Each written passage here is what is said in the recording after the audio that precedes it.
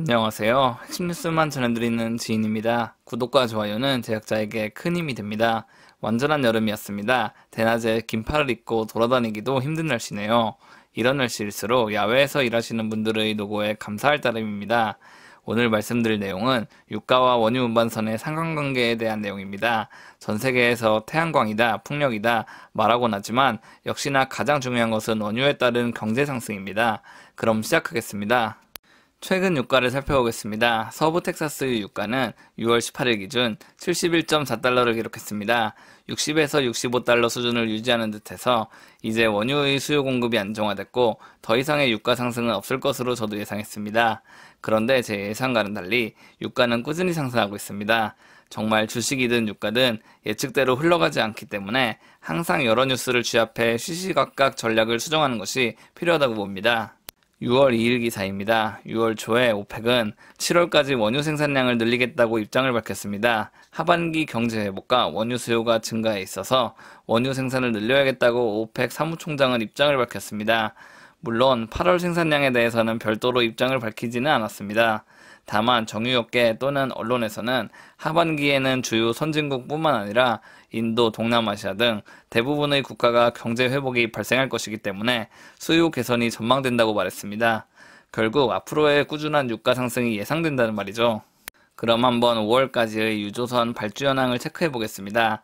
사이즈 순서대로 보자면 초대형 유조선, 그리고 수에즈막스급 유조선, 아프라막스급 순으로 분류됩니다. 발주 현황을 살펴보자면 VLCC는 107% 증가, 수에즈막스급은 64% 감소, 아프라막스급은 42%가 감소했습니다. 그리고 성과를 체크해보자면 VLCC는 200만 달러 증가해 9,500만 달러로 거래되고 있고 수에즈막스급은 100만 달러 증가해 6,300만 달러에 거래되고 있습니다. 아프라막스급은 가격 변동 없이 5,050만 달러로 거래되고 있습니다. 수치로만 보자면 수에즈막스급과 아프라막스급의 발주가 줄어든 상황인데 이상하게 성과는 증가하거나 동일한 수치를 기록하고 있습니다. 정말 뭔가 이상하지 않나요? 그렇다면 좀 더 심층적으로 살펴보겠습니다. 삼성중공업은 올해 들어서 원유 운반선을 총 7척 수주했는데 이 가운데 VLCC가 4척이고 수에즈막스급이 3척입니다. 게다가 대우조선해양은 VLCC 10척을 수주했을 뿐이지 수에즈막스급, 아프라막스급은 전혀 수주하지 못한 상황입니다. 그나마 한국조선해양은 나름 선방한 상황입니다. 지난 4월 기준 한국조선해양은 VLCC 26척을 2개 수주했습니다. 이뿐 아니라 수에즈막스급 2척과 3척을 수주하기도 한 상황입니다. VLCC는 인기가 많은데 이보다 작은 선종 발주 수주는 현황이 너무 좋지 않습니다. 그렇다면 더 이상 작은 사이즈의 원유 운반선이 필요하지 않은 상황이기 때문에 이 같은 일이 발생한 것인지 한번 의심해 보겠습니다. 조선 관련 외신 중 가장 유명한 트레이드 윈즈의 내용을 참고해 보겠습니다. 이 기사는 벨기에 선사인 유로나브가 수에즈막스급 원유 운반선을 매각해 930만 달러의 시세 차익을 냈다는 말을 하고 있습니다.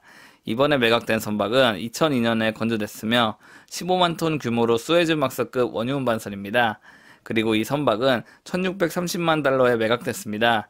여기서 우리가 체크해야 할 점은 연식이 20년이나 지난 중고선이 문제없이 매각됐으며 유로나브가 상당한 시세 차익을 누렸다는 사실을 주목해야 합니다. 사이즈가 작은 원유 운반선이 매각될 정도로 인기인 상황인데 왜 조선 3사들은 이 같은 선종들을 수주하지 않을까요? 여기서부터 조선 3사가 말하지 않고 있는 고민이 공개됩니다. 이 같은 이유는 조선 3사의 야드가 충분히 크지 못하기 때문입니다. 6월 15일 기사를 살펴보겠습니다. 삼성중공업의 수주 현황을 보자면 LNG와 컨테이너선이 가장 많은 부분을 차지하고 있습니다.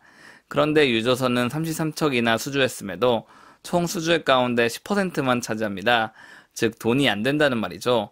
분명 조선 3사는 VLCC 외에도 수에즈막스급, 아프라막스급을 더 수주할 수 있는 역량이 있습니다. 하지만 이 같은 역량이 있음에도 수에즈막스급과 아프라막스급은 수주를 기피하고 있습니다. 올 하반기 카타르 LNG 100척 본계약을 앞두고 있고 이에 대한 슬롯 선점 예약이 잡혀 있습니다.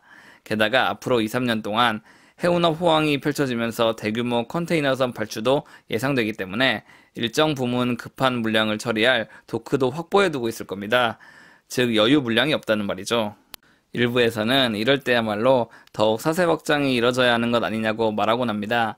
하지만 과거 한국 조선사들의 행보를 보면 야드 확장은 쉽게 발생하지 않을 것으로 예상됩니다.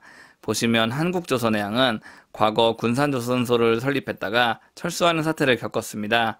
게다가 한진중공업과 STX조선해양 또한 해외에까지 진출했다가 회사가 휘청였습니다. 결국 엄청난 수주가 뒷받침되지 않는다면 설비를 늘릴 수 없다는 말이죠. 즉 현재 조선 3사는 보수적으로 경영을 잘 해내고 있다는 것이죠. 오늘은 왜 조선 3사가 작은 사이즈의 선박을 수주하지 않고 있냐에 대해 말해봤습니다. 제가 앞서 말하지는 않았지만 투입 인원 대비 효율 측면으로만 보자면 VLCC, 스웨즈막스급, 아프라막스급 선박 가운데서 아프라막스급이 제일 효율적인 수익이 될 수 있습니다. 하지만 야드 설비는 한정되어 있습니다. 즉 선박이 건조될 때 일부 공간을 사용할 수밖에 없고 결국 그 공간에는 가장 큰 선박이 들어와야 한다는 사실이 중요합니다. 투입 비용 대비 수익으로 보자는 게 아니라 시간과 공간 모두를 계산해 봐야 한다는 말이죠. 제가 준비한 소식은 여기까지입니다. 지금까지 핵심 뉴스만 전해드리는 지인이었습니다. 감사합니다.